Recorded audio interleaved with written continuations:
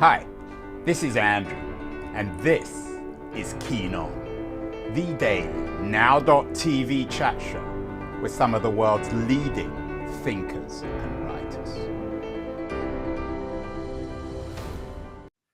Hello, everybody. We are still in search of America, where it is, what it is. We've looked all over the place recently on the show. We've looked in suburbia, where we found the unraveling of the American dream, although other people believe that maybe in suburbia there's some revolutionary potential, at least according to one recent guest, Matt Hearn.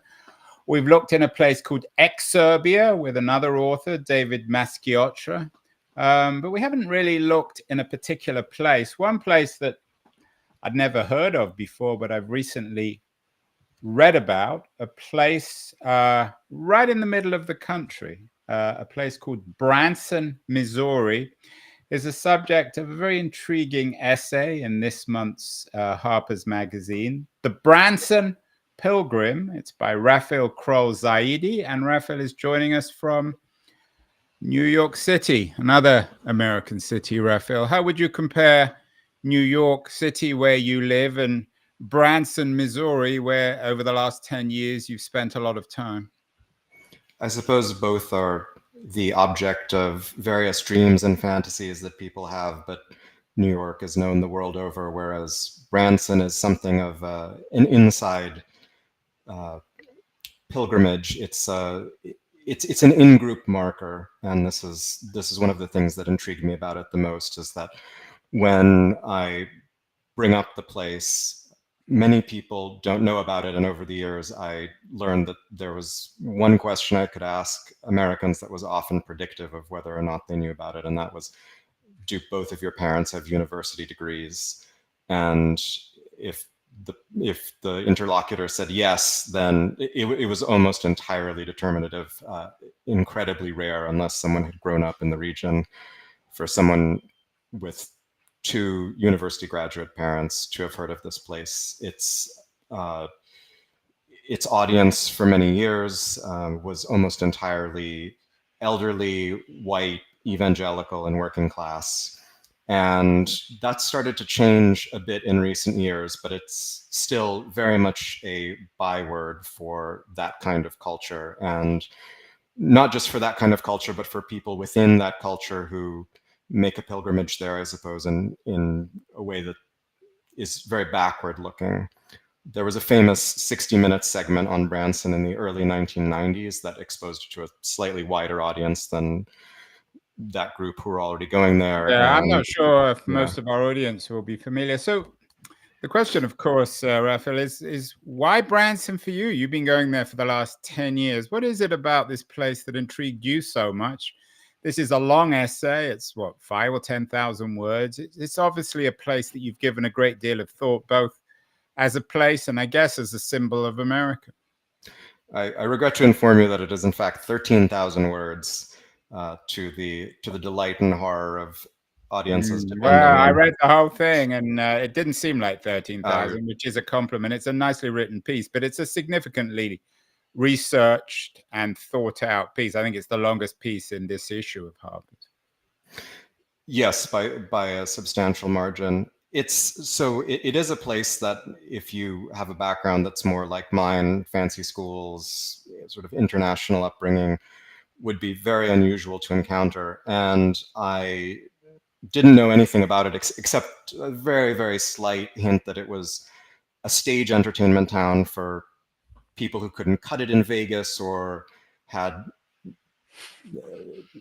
enjoyed successful careers earlier, but then decided to retire here to do a sort of a country western oriented performance, or in fact, maybe just came up in that place. And so I knew a little bit about this form of stage entertainment, which is shifted a little toward a hillbilly emphasis in terms of how they present themselves to their audience. But I had no reason to go there and no real interest in the place until someone wrote to me out of the blue who lived there about something unrelated, actually complaining about something I'd written.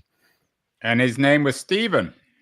His name was Stephen, and I removed his surname from the piece because he's a private citizen. He was, and I suppose still is, an aspiring writer, but I didn't want this to be the top Google hit for him for the rest of his life. And he challenged me to a fight about grammar in something I'd written, and I started reading his work. He really disliked the town of Branson. He disliked this hokey Americana that it stood for, all of these country variety shows, the played up hillbilly shtick, the has-beens of yesteryear television, the patriotism. He wanted to be more engaged with literary culture, coastal liberal culture, and I guess what says that more than having a fight online about grammar? So let's get this straight.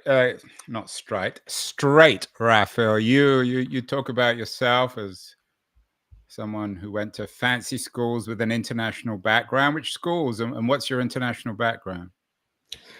I went to a private school in Texas and to Princeton University, and I was born in India to an American mother and an Indian father, but I was never an Indian citizen. So I'm sort of from abroad, but I did not have the immigrant experience. I'm a faculty brat, and that's my world, the child of two professors. So your world is of privilege for one kind or another, intellectual, probably economic, a graduate of Princeton. You were working at Harper's Magazine. You get this letter or email out the blue from someone called Stephen, who is calling you up about your grammar. What's Stephen's relationship with Branson? Does he live there, or he just visits it all the time? He lives there. He wasn't born there, but he's actually from the north. But his parents, when he was still, I think, late single digits, moved to the south and still live there, and much of his family is still there in the region in and around Branson. So he had started a family there. He worked there at the time and really didn't like the place, but he was putting himself through university while working at the Olive Garden. He couldn't leave this place, but he really bridled against it. And that was one of the things that really interested me in the town is what could make someone dislike it so much, who was young, who had intellectual aspirations. What was this thing that he was rejecting? And in a sense, then, he, or perhaps your essay, is a reverse of the hillbilly elegies, is it? Maybe a little bit. I find it hard to think of J.D. Vance as he used to be. So that's all become tainted. But that's an interesting point. I hadn't at all thought of it that way. Although your piece, I think, is, you read these pieces on a small town like Branson, and you would have either expected hillbilly elegy, this sort of nostalgic embrace of Americana, or a completely coastal rejection. And you're very careful to do neither. Is that fair? I wanted to straddle those worlds. So yes, that's a very deliberate thing, and I'm glad that it came off as successful. I write early on in the piece about this quiz that is taken out from a Charles Murray book about the white working class, and was made available on PBS. And I know Murray is a controversial figure for the bell curve. This is not a particularly controversial book. And in that quiz, there's a question, which is, does Branson mean to you Sir Richard Branson, or does it mean Branson, Missouri? And if you say Branson, Missouri, then you get an extra question that asks, have you ever been to Branson? And if you answer that, it gives you just an absurd number of points. And I wanted to bridge those worlds of people who have that first association with Branson meaning Virgin Airlines, Virgin Records, and this sort of kind of diffuse Atlanticism and modernity. And on the other hand, people for whom it means this place that's very special to a certain form of American identity. and I wouldn't want to condescend to either group. So I would hope that it would be interesting even to someone who knows the place, but that it also gives a sort of fair and affectionate portrait to someone who'd never heard of it and who's never set foot outside the Upper West Side or something like that. So you wrote this 13,000 word piece. You've been going there, what, for 10 years? It was a 10-year span. The first visit when I mean, it's sort of insane to think of myself at this stage in my life. I didn't have a contract. I didn't have an idea of what I was doing in 2012. I simply flew down there to meet Stephen, to talk to him, to find out a bit more about who he was, and to check out the town. And still without any particular idea in mind for what this would become, I went back during the Christmas season in 2014, and then twice in 2021, by which point the town had really started to change from those first two visits. Yeah, one of the things that struck me, having read the piece, was it seemed from your piece that it was actually a reasonably large place, but from Wikipedia it suggests that the population is only 12,000. It's not even a town. So you build it up. I mean, you have to if you're going to write 13,000 words about it. But this is not a big place, Rafil, is it? It's a big place culturally. I think there are, as you just showed in the Wikipedia entry, it's barely over 10,000 people, but annual visitorship is somewhere around 10 million at this point. So it has a lot of throughput.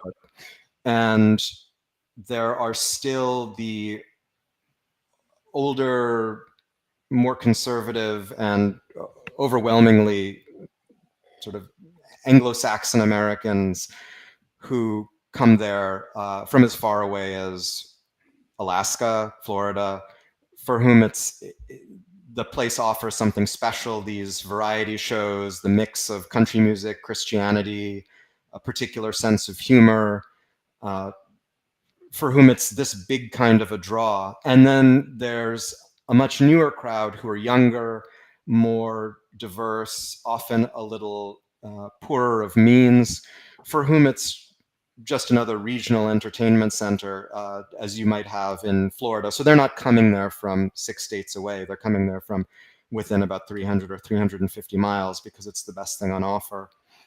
You mentioned Las Vegas. How would you distinguish it from Las Vegas? The stars are of a dimmer sort, perhaps, and there's no gambling. That would not fit with the evangelical Christian spirit. That's a big part of the town. Although in the 1990s, in the late 80s, the place really started blowing up, and there was a sort of chain reaction of entertainers bringing in other entertainers. So Willie Nelson wound up there. Wayne Newton wound up there. Yakov Smirnoff, whose career had collapsed with the end of the Soviet Union, the famous in Russia and America inversion joke comedian, he wound up. Yeah, and you make him central in. I have to admit I hadn't heard of him, but he's an intriguing figure. You write a great deal about him in the essay. And he had played Vegas and other big places, but there are people for whom Vegas would be a struggle. And in the 90s, a few of them came to Branson because Andy Williams had set up there. He was still a big star at that point. And it seemed almost like a license to print money to set up there. The theaters were full. You could sort of set up shop in a way that you could really shape and determine. So it was a bit more like Vegas back then, where there were these household names. But then that became a bit of a bubble. The bubble burst in the late 1990s. There were just too many of these stage and variety acts and recording stars and TV stars. I mean, you don't make the place sound sad, but some people will be listening to this and thinking this sounds a pretty sad place. Has-beens, people who can't even make it, entertainers who can't make it in Las Vegas end up there. It attracts a very American crowd, a lower middle class crowd, presumably in political terms, and we'll talk about politics later, but certainly probably more tending towards Trump than Biden.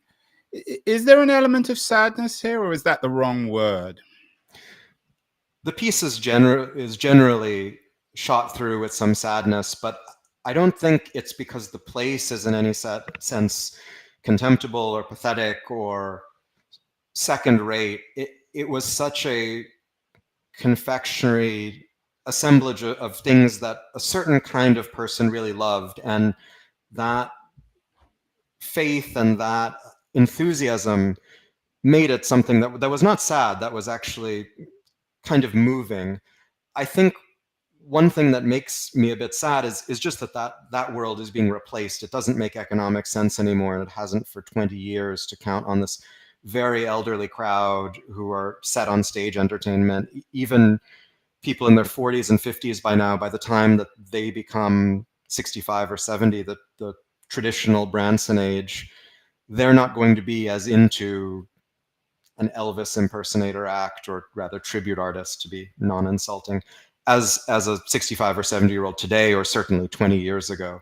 So I think there is the reason that people visit there is a sort of elegiac to begin with, and the town has become its own elegy because it's that part of it is dying, and it's becoming replaced by younger people who are there with their children for roller coasters and theme parks and so on. We're speaking with Rafil Kroll-Zaidi, who has a 13,000-word piece in Harper's. That's why Harper's is such a great magazine. They publish good stuff by smart writers like Rafil, as does our own particular sponsor, Liberties, a quarterly journal of culture and politics that also publishes stuff that is longer, more complicated, and more sophisticated than you normally read. You're going to run a short feature on Liberties, and then we'll be back with Rafil Kroll-Zaidi to talk more about the meaning of his piece, and particularly in America, which seems increasingly divided between its coast and its interior. So don't go away, anyone. We'll be back in a second. The noise, there is nuance, insight.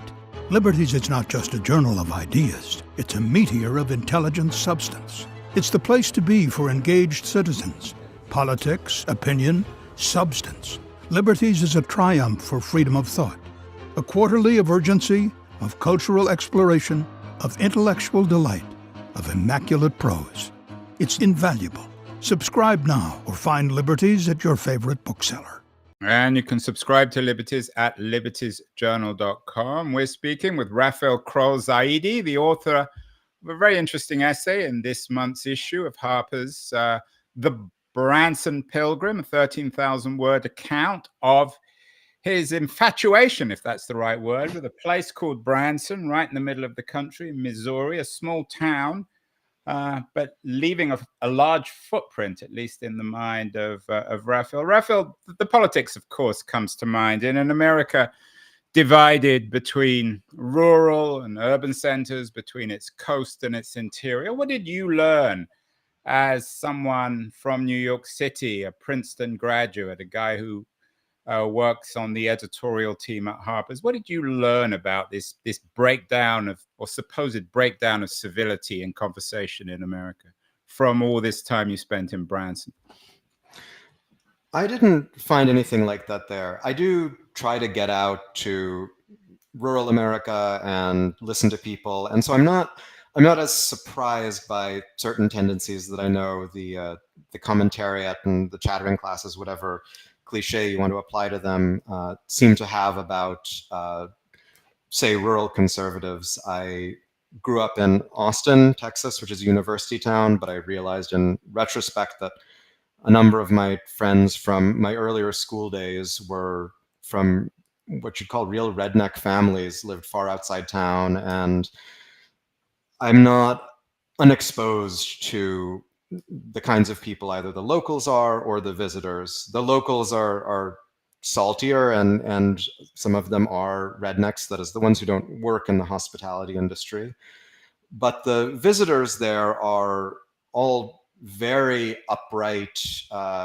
The older visitors, I should say, the classic Branson visitors who still go there, are all, they tend to be Reagan conservatives. So there is an a continuing, almost excessive love of immigrants, asterisk, as long as they are sort of the legally entering bootstrapping kind.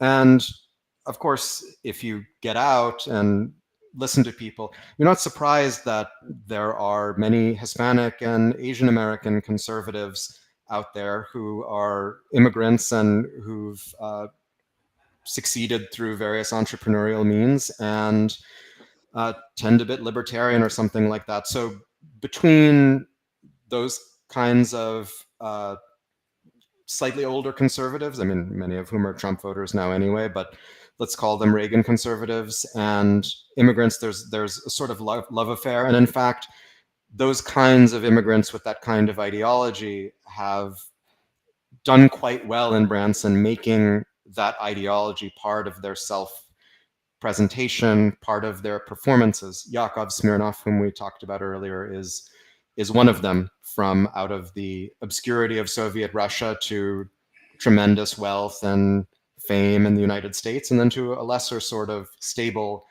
fame in Branson.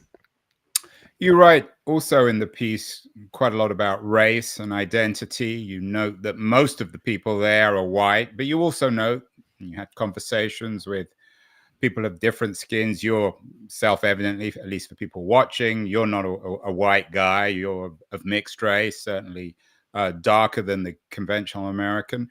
What did you learn about race, or the mythology of race, and its supposed centrality in the American narrative from the time in Branson? I was a little bit caught out by the issue of race. I found it so conspicuous during my first visit there in 2012 that I saw not a single black person out of maybe 12,000, 10,000 people I saw in the course of a week. It was really, really sort of empty of that kind of thing. And there was one moment where I was particularly conscious that I was outside the norm, which was when a train conductor decided to search my bag, not for drugs as a policeman might, but for contraband snacks, which I later found were not even... What's a contraband snack? I thought since it was a dinner, the train was one of those ancient trains they've converted to a sort of short track tourist affair. And I thought since it had a dinner car, one mustn't bring one's own food on, even if one is not in the dining car. But they would have confiscated a packet of peanuts? Yeah, well, or searched me for one. But then I found out from a different conductor's conversation with a couple on the train, I should note, a white woman and a Hispanic Navy veteran, who politely asked whether in future they might bring some snacks on, that it was absolutely no problem. So that was a slightly weird moment. But by 2021, the sort of sense of this place, and one of the performers there very explicitly said that he figures black people didn't used to be tempted to come there, even for the sort of let's call it non-ideological, sort of culturally minimal attractions like bumper cars and mini golf and all of these other things, because the town had this reputation as a place that was unfriendly, or at least overwhelmingly white. By the time I was there in 2021, this was no longer the case. There were much more diverse crowds everywhere, and I was able to notice particularly a large number of Black Americans, younger people. Yeah, you know, I'm looking through the piece now. You know that there is a KKK connection. We did a show earlier this week with a young man whose father was a Grand Wizard and has written a book rejecting all the ideologies. Must be Derek Black. Yes, Derek Black. Of course, yes. What is the connection between Branson and the Klan? There's certainly geographic proximity there. The Klan's notional national headquarters are outside of Harrison, Arkansas, which is just across the border. And there is some connection between a shop in town that sells a lot of Confederate regalia and apparently the sort of the Klan scene over in Harrison. So Harrison is not a town that you want to hold up as a sort of hotbed of open-mindedness or a great place to raise your children, unless you're perhaps from a family like Derek Black's was. But the town itself exhibits this, I would say, just in the sense that the sort of the outlying rural area is, reflects that to some degree, reflects that, let's say, somewhat racist culture to more than some other place would. And so there was an interesting thing where I never was exposed to any of this the first few times I visited, but by 2021, I suspect, just because there were so many more minorities around, once I was with two or more other darker people, we would tend to get catcalled. When I was by myself, it wasn't an issue. What do you mean catcall? Oh, just people shouting Trump or other things, and then not me, but to some other people I was with, getting called racial epithets. And this was very clearly not the people who come to that town who are unfailingly polite, who hear my very American accent and assume I'm an immigrant who's just speaks amazing English and are only too charmed to talk to me. That's not what people come there to do. They come there to be a part of an America, I think, that embraces people like me, or whatever they assume that I am. But I think those are locals, and who very pointedly do not work in the hospitality industry, which is a very hospitable scene above all else. Rafil, I don't want to get into Trump too much. He's spoken on this show and other shows about him, but if you like, a sort of decline of a certain kind of entertainment economy, which is undermining Branson. Is the alternative to the entertainment presented in Branson the kind of thing that Trump is doing, this 24/7 reality television shtick that doesn't go away, and you don't need to go all the way to Branson to be entertained?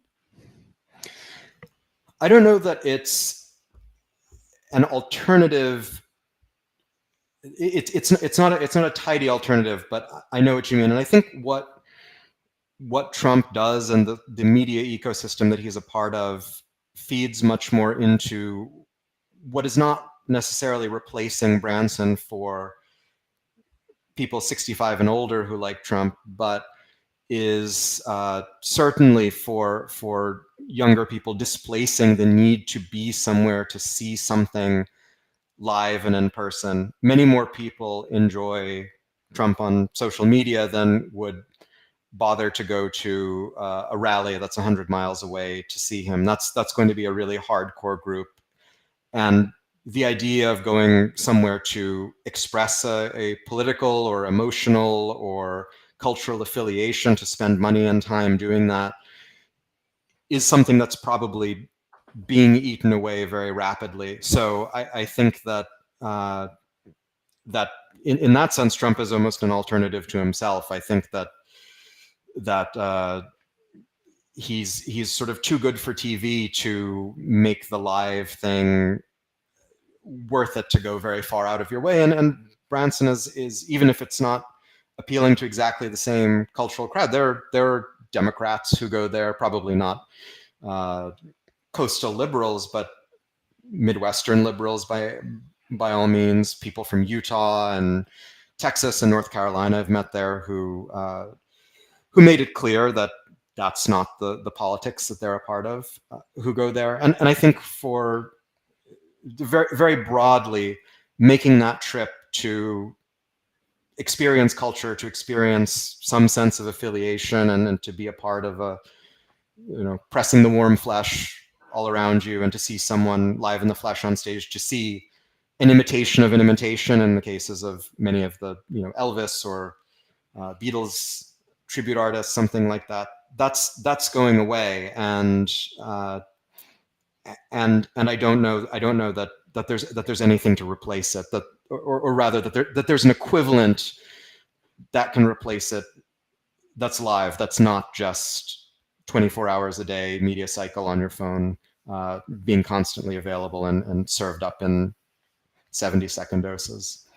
Speaking of replacing things, one of the things I liked about the piece were the photos, and they're all taken by you. You clearly carry your camera around. In the old days, when magazines like Harper's had more money, and no doubt you would have had a professional photographer with you. Is there a kind of a connection, a symmetry perhaps between the fate of Branson and the fate of traditional media, magazines, high-end magazines like Harper's, and indeed high-end writers like you? Very pointed question. I will say, for one thing, that because I have a background in, I suppose, what you would call art photography, I beat out any separate photographer being sent there to cover this. So it was, I hope, at least partly on the basis of merit and not convenience. And I did get paid on a separate basis for that. Oh, good. Which is itself, as you point out, it's a vanishing thing. And I think that you're absolutely right. There's a sort of a meta elegy going on, writing about a vanishing culture of, let's call it, some higher degree of physicality and tolerance for a broad spectrum of offerings. This is not a one author Substack. Harper's is, it brings a variety of writers together, and you hope that when you go there, as it were, when you sign up for a subscription or you pick up an issue of the magazine, that you're getting a selection of things that are clustered around an affiliation, and that is something that's increasingly hard to sell people. Branson, as you have teed me up to point out, is surely very similar. You go there because there's a cluster of things that all entertain or interest in the same way, and you can take some of them and leave others. And maybe it's because of the way that I was brought up in sort of one of the last bastions of legacy media that I think it's particularly sad to see a place like Branson, for all its quirks and deficiencies and flaws and positive offerings, start to fade in the way that a lot of magazines and journals have. Do you think more photographers, writers, artists, recording artists even, in New York City or San Francisco, where I am, should they get out more? Should they go to places like, I mean, Branson's a one-off, but should they go to Missouri? Should they go to Arizona? Should they go to Texas? I think there's a strange kind of journalism that tends to really annoy particularly progressive readers, which is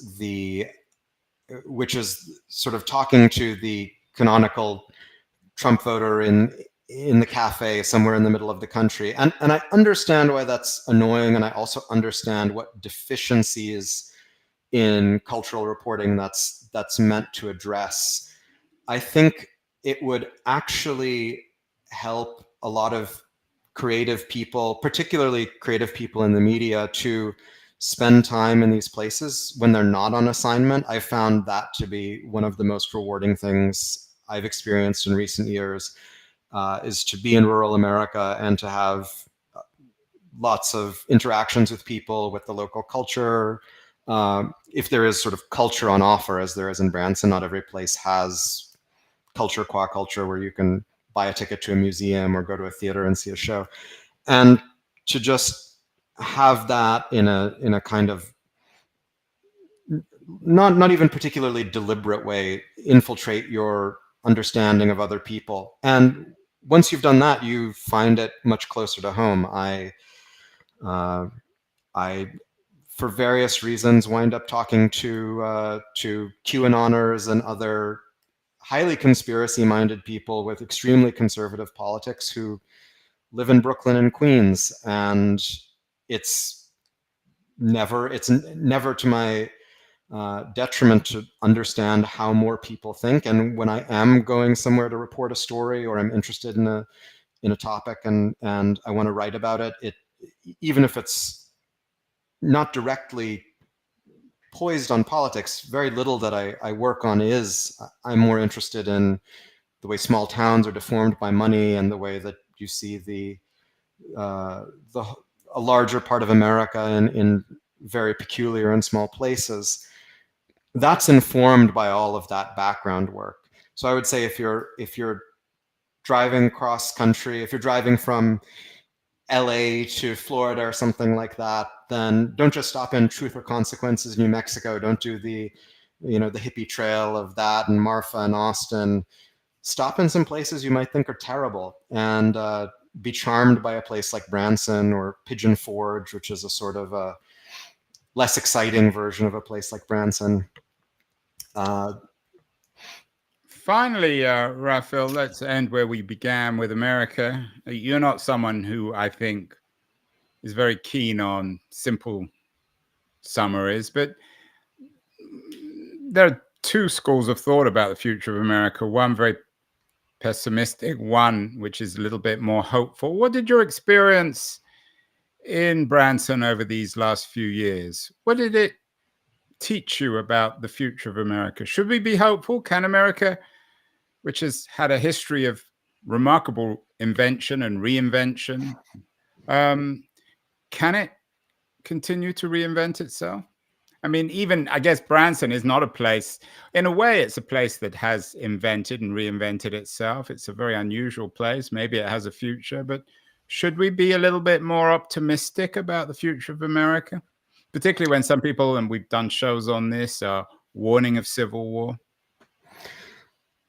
Well, this might be a roundabout answer, but I suppose I'm reminded first of something you said in your interview with Adam Hochschild, that Tocqueville remains the gold standard for thinking and talking about America. And in a quiet kind of way, I mention him only once in the piece, but he's in a way Tocqueville, not Adam. Yes. Although all due respect to Adam, but and his wife, of course, is the master or the mistress of the other America. Yes. Arlie Hochschild. But go on, sorry. Yes, so thinking of democracy in America, so the sort of explicit precedents that I gesture toward, the subheadline is chock full of all these sort of ridiculous grab bag things that I encounter in Branson, which is a nod to David Foster Wallace's classic Harper's piece about the Iowa State Fair. But the person I would like to think that I'm continuing in the tradition of is Tocqueville. That's not something that occurred to me until after I was writing the piece. So Tocqueville with on-the-record interviews rather than pure, much more general summary and gesticulation and abstraction. And the people that I talk to in forming my more Tocquevillian generalizations and abstraction about nostalgia and conservatism and American identity and the process of aging as an individual, the process of aging as a culture. Some of them were people deeply unlike me with whom I would not affiliate in everyday life. The people who are the subjects of the sort of mini profiles, Yakov Smirnoff, Clay Cooper, who's a country musician who has one of the family variety shows there, Jerry Presley, a cousin to Elvis, who is an Elvis tribute artist himself, and several other people. And I am always optimistic when I meet and talk to individual Americans with patience and respect, even those who are of vastly different mindsets and backgrounds from mine. I'm always optimistic about Americans, and I love Americans. I love going to boring places and seeking out people who ought to be boring in some sense, not the profile subjects, but to sort of challenge myself to find the interesting, if not the good. So Americans individually give me hope, and I enjoy talking with them and find sources of common understanding and respect in many unlikely instances when I've been out reporting or not reporting in the rural depths of the country here and there. I don't know if that optimism translates to a vision of America as a whole, because among other things, we don't have a parliamentary system. We have this two-party system. And I think that the sort of the nuance and the diversity of the individual Americans that I talk to does not have a great set of outlets in the model of corporate and financial capitalism that the United States runs on, or in the political representation that we are set up for. I'll just make a very brief gesture to a piece I'm working on now that's set in New York, very much about New York, and it's about local government and governance. Showed me that if you have a very, very small place and can control it, whether it's New York City Council and the Department of Environmental Protection in New York, where you know your friends, you know your enemies, and you can all sit in a room, you can fit everybody who cares about an issue in a room to talk about it. That's something that, you know, you can put those individual hopeful Americans in one place and get something out of it on that level. In Branson, maybe you can do it through the Board of Aldermen, of whom Clay Cooper, the musician I just mentioned, is a member. But on the level of a country as vast as this, when we're trying to fit into these a million multifariously shaped pegs, or 330 million multifariously shaped pegs into very few holes, and with the particular